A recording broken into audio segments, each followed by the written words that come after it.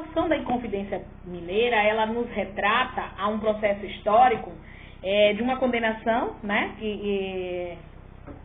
O próprio Tiradentes, ele foi enforcado, esquartejado, como um processo de, digamos assim, de ligadura daqueles que estavam dentro de um movimento, né? Para que servisse de exemplo. Dentro de uma singularidade, Tiradentes não era uma pessoa pobre, como muitos pensam, né?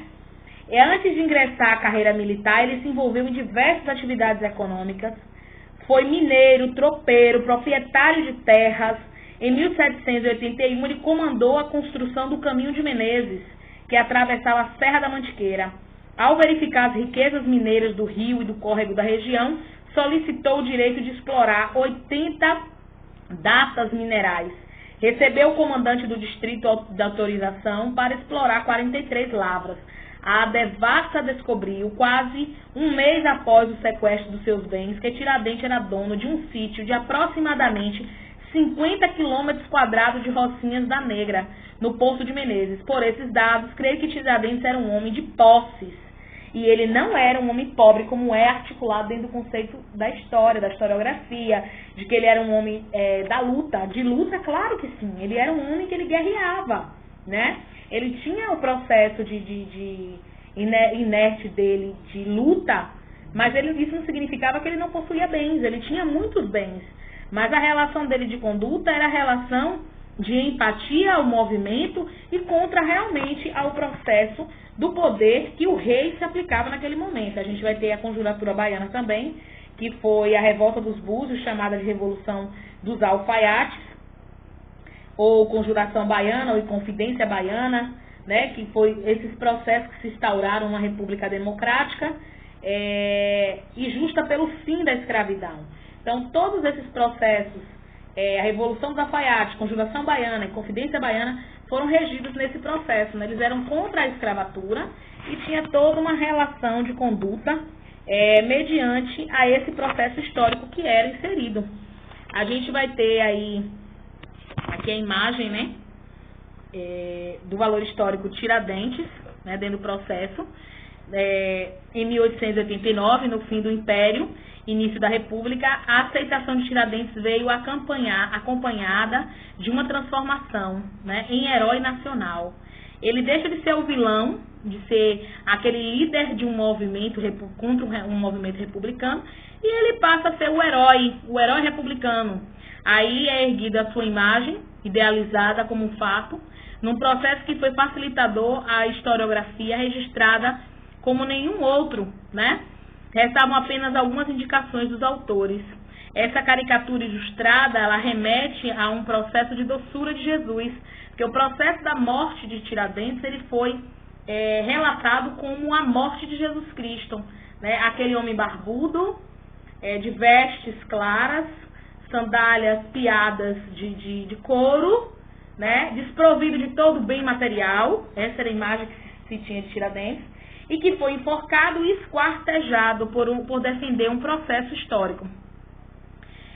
Foi representado na doçura de Jesus com os traços de herói antigo e até mesmo como caboclo.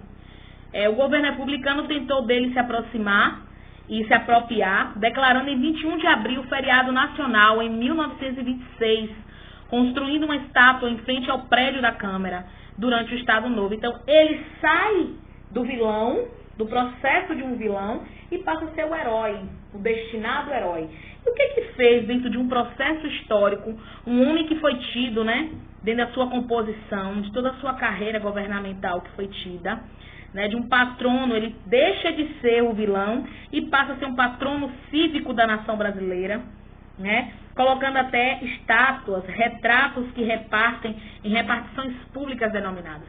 O processo de Tiradentes é porque ele veio a ecoar dentro de uma relação de uma sociedade que era extraditória a todo um processo de censura, né? Quando Tiradentes ele vem e bota, digamos assim, extrapola, coloca todos os fins, a todo o processo histórico, a relação de conduta, né, do poder absoluto de um rei, e coloca na mesa, assim, estende sobre a mesa toda essa relação de todo o processo que foi sofrido, ele passa de ser o vilão a ser o herói do valor histórico.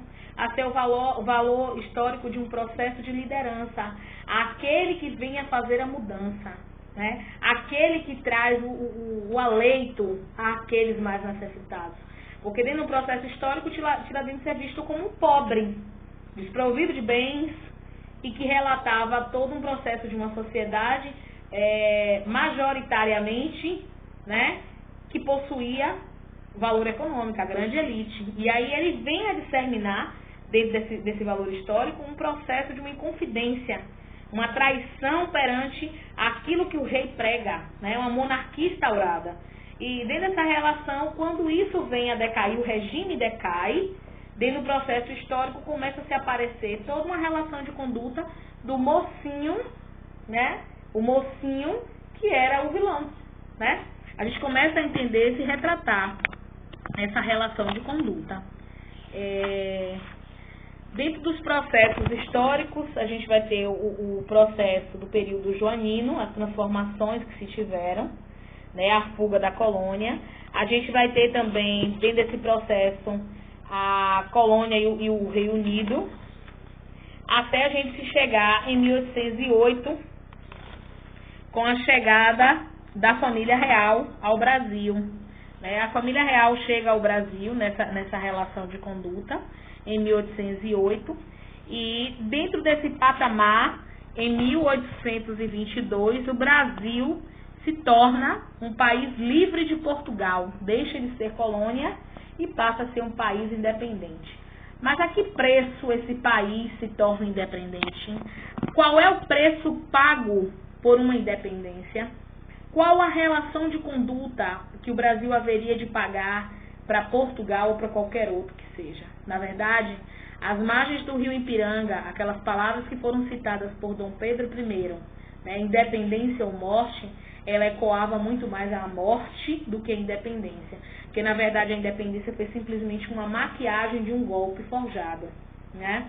O Brasil é liberto de Portugal por 3 milhões de libras paga à Inglaterra, tomados emprestados à Inglaterra para que o Brasil se tornasse livre, sendo que era somente assinado o termo Portugal libertando o Brasil como independente. Mas toda essa relação de dinâmica, né, da dívida externa que hoje temos, é uma relação de conduta em 1822, quando Dom Pedro toma esse valor e a dívida, ao invés de ficar por parte de Portugal, fica por parte do Brasil e se estende até os dias atuais. Então, essa relação de conduta de governamental, ela vem a ecoar até os nossos dias atuais, porque Dom Pedro I não soube governar o Brasil, bem como Dom João VI. Né? Todo o processo histórico, a gente vai ver uma centralização mais, digamos assim, dinâmica em Dom Pedro II, que é o filho de Dom Pedro I, o príncipe regente que foi deixado aqui no Brasil com 5 anos de idade. Outro golpe, né, da campanha da maioridade estacionado ao Brasil, né, direcionadas ao Brasil. Então, toda essa relação de didática, a gente começa a entender a um Brasil que foi ditatório de uma independência forjada, maquiada, e que ainda recebe, aqui tem a imagem, né, a margem do rio Ipiranga. Essa imagem, ela é muito bem citada como valor histórico, e quando na verdade não passa de uma maquiagem, né, de algo forjado, muito bem forjado, e uma relação de conduta de algo que a gente para analisar ao preço que o Brasil foi liberto, né? Quantas situações o Brasil passou em relação a golpes para ser liberto de Portugal. 3 milhões de libras tomada à Inglaterra, fora todas as condições empregadas que a Inglaterra destinava ao Brasil, né? Toda essa conduta. Dom Pedro I volta para Portugal para ocupar o trono que, por vias de fato, era de sua honra, né? Após a morte do seu pai. Aplica um outro golpe no Brasil através do poder moderador, que era o poder que controlava o judiciário, o executivo e o legislativo, criando a campanha da maioridade, deixando seu filho com apenas 5 anos de idade como príncipe regente, né, à frente como tutor José de Bonifácio, a que se permanece o império dele, né, porque a partir do momento que ele liberta o Brasil de Portugal, ele ainda é tido como um imperador, é aclamado pelos brasileiros como imperador, né? E a partir daí ele retoma e deixa o filho seguindo o império que ele deixou. Mais centralizador do que ele, claro que sim, Dom Pedro II. Né? Dom Pedro II foi centralizador, dentro dos valores econômicos e sociais, bem como financeiros, demonstrou uma liderança muito mais eficaz, mas por via de fato toda a descentralização ela vem a calhar, principalmente num processo como a monarquia, que já era decadente, né, desde o primeiro reinado. Então toda essa relação de conduta a gente começa a entender o valor histórico e a projeção do quanto o Brasil veio a sofrer golpes e mais golpes. Primeiro que em 1808 a família real não vem para o Brasil porque quer. Eles vêm para o Brasil fugidos, refugiados para não perder Portugal, né? Porque as grandes batalhas de Napoleão Bonaparte se faz pertinente. Napoleão Bonaparte já estava avançando cada vez mais, temerosos de que ele viesse a acalhar em Portugal, porque só toma posse de um determinado local quando você vence o rei. Então, fugidos de Portugal, vieram para o Brasil em 1808, desencadearam, desembarcaram aqui na Bahia, cerca de 1 mês e 15 dias mais ou menos, saíram da Bahia e foram para Rio de Janeiro, de onde a partir daí se instaurou, né, a capital do Brasil, passa a ser a capital do Brasil a partir daí o Rio de Janeiro, e destina-se todos os valores econômicos, sociais, financeiros, arquitetônicos, como por exemplo o Jardim Botânico, que foi criado por eles, a toda essa realidade de nomenclatura, né, e vivenciando um governo de faces, um governo golpista, um governo de facetas, né, de, digamos assim, de uma maquiagem extrema, de golpes em cima de golpes. Toda essa relação de conduta, a gente vai ver um Brasil monárquico, um Brasil de um primeiro reinado, de um segundo reinado, um Brasil império, né, destinado a todo um fracasso através da dívida externa e dos altos impostos a serem cobrados, bem como a grande inflação.